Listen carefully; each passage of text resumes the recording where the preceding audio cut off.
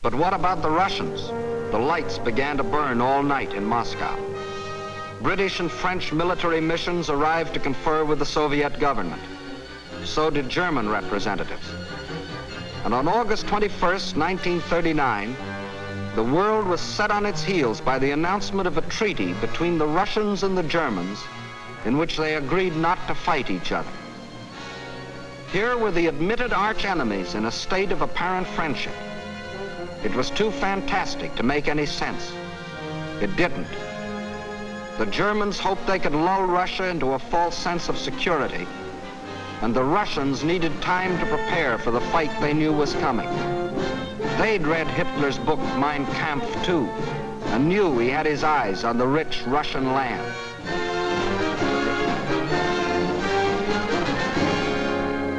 Confident that Russia was safely pigeonholed and that the democracies would not fight, the Nazis started singing their favorite theme song, that all people of German blood belonged to them, and picked Danzig as their excuse for the gobbling up of Poland. Danzig, a free city, self-governing under the League of Nations, was an important seaport at the head of the Polish corridor, Poland's access to the sea. The same old softening up process had gone on here. Local stooges, armed by Germany, began to terrorize the city. Hitler demanded Danzig and the Polish corridor, or else. The people of Poland prepared for the inevitable. Although they knew Britain and France had guaranteed their borders, they also knew those countries were a long way off.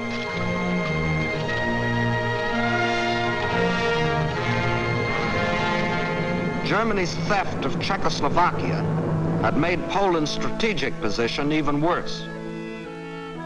Except for the Carpathian Mountains, Poland is relatively flat and low-lying. The Vistula is the Mississippi of Poland. It is broad, muddy, and unfordable for most of its length. Its tributaries are formidable streams during certain seasons. But there was a drought, and the streams were so low during the campaign that they could be forded at almost any point by men, trucks, and tanks. Militarily, the Vistula offered the best line of defense. However, making a stand here would have meant surrendering Warsaw in the richest part of the country. The alternative was to accept battle on the border. That was the Polish decision.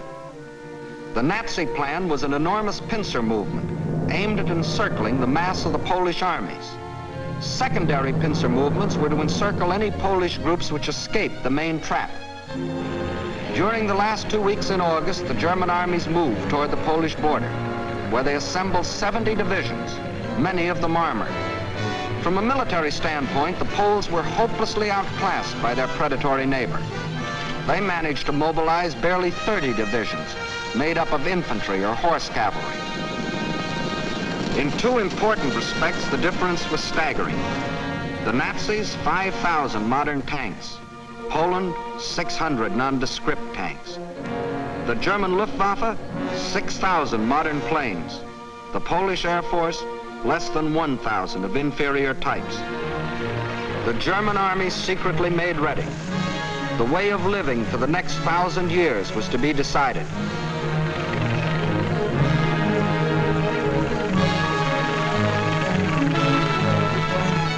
The fire that had begun in Manchuria and spread through China and Ethiopia and Spain would now blaze around the world. This man made that decision. War. Precisely at dawn on September 1st, without warning, the German Wehrmacht rolled over the Polish border. Before the invasion was 30 minutes old, the planes of the Luftwaffe were over Poland, wiping out the Polish Air Force, most of it caught flat-footed on the ground.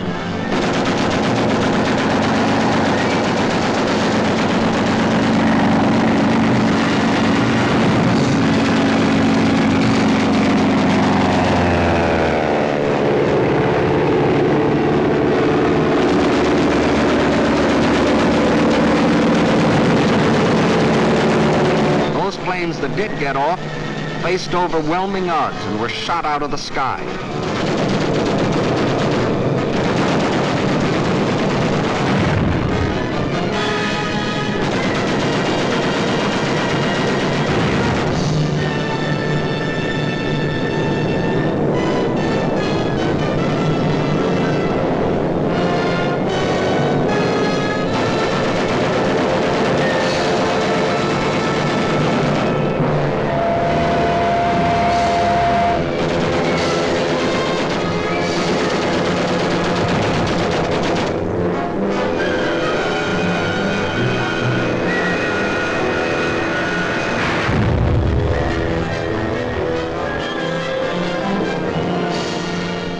Flying Nazi squadrons ranged deep into Poland, destroying communications, radio stations, power plants, highways, bridges, railroads.